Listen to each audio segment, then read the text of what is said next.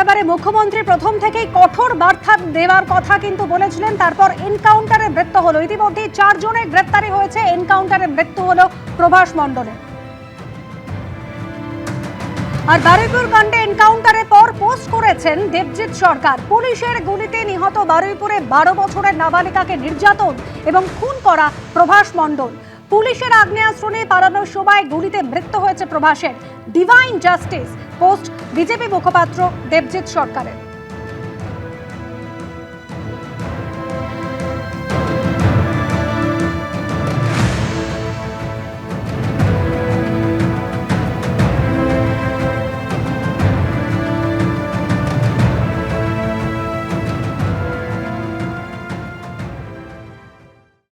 বারুইপুরের নৃশংস ধর্ষণ এবং খুনের ঘটনায় মূল অভিযুক্তদের মধ্যে একজন প্রভাস মণ্ডল, তার পুলিশি এনকাউন্টারে মৃত্যু হলো। ঘটনা ঘটেছে রাত 12:45 অর্থাৎ পৌনে 1টা নাগাদ।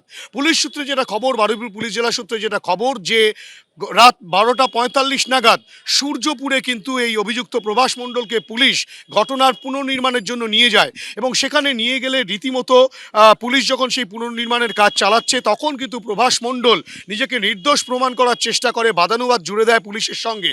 এবং এই ঘটনার মাঝে আচমকাই পুলিশ পার্সোনালের একজনের সার্ভিস রিভলভার সে ছিনিয়ে নিয়ে পুলিশকে লক্ষ্য করে গুলি চালায়। তৎক্ষণাৎ পুলিশ কিন্তু নিজেকে রক্ষা করার জন্য পাল্টা গুলি চালায়, সেই গুলিতে গুলিবিদ্ধ হন প্রভাস মণ্ডল। তৎক্ষণাৎ সেখানে উপস্থিত পুলিশ কর্মীরা, পুলিশ আধিকারিক যারা ছিলেন তারা কিন্তু গুলিবিদ্ধ প্রভাস মণ্ডলকে সেখান থেকে উদ্ধার করে বারুইপুর মহকুমা হাসপাতালে নিয়ে আসেন এবং বারুইপুর মহকুমা হাসপাতালে নিয়ে আসার পর এখানকার চিকিৎসকেরা প্রভাস মণ্ডলকে মৃত বলে ঘোষণা করেন। গোটা ঘটনায় যেটা দেখা যায় যে প্রথম প্রভাস মণ্ডলকে পুলিশ যখন গ্রেপ্তার করে তারপর থেকেই কিন্তু প্রভাস মণ্ডল সর্বদাই কিন্তু নিজেকে নির্দোষ প্রমাণ করার চেষ্টা করেন। গতকাল আমরা দেখেছিলাম রাজ্য পুলিশের ডিজিপি সিদ্ধিনাথ গুপ্ত তিনি এবং পুলিশের উচ্চপদস্থ কর্তারা তারা ঘটনাস্থল পরিদর্শন করেন।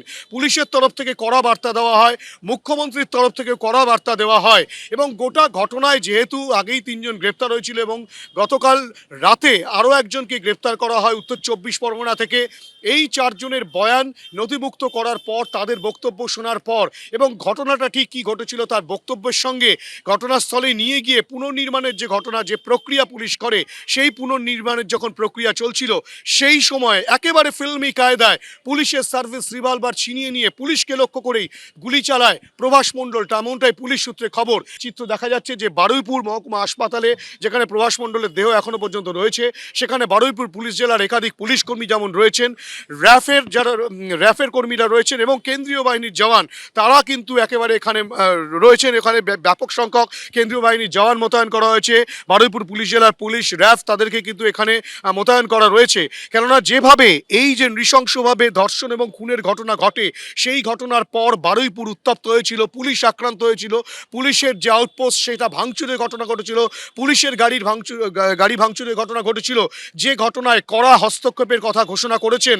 ওটা ঘটনা পুলিশ তদন্ত প্রক্রিয়া চালাচ্ছে, তেমনটাই বারুইপুর পুলিশ জেলা সূত্রে খবর। ক্যামেরায় শান্তনু দত্তের সঙ্গে হিন্দল দে, এবিপি আনন্দ, বারুইপুর। এবিপি আনন্দ, এগিয়ে থাকে, এগিয়ে রাখে।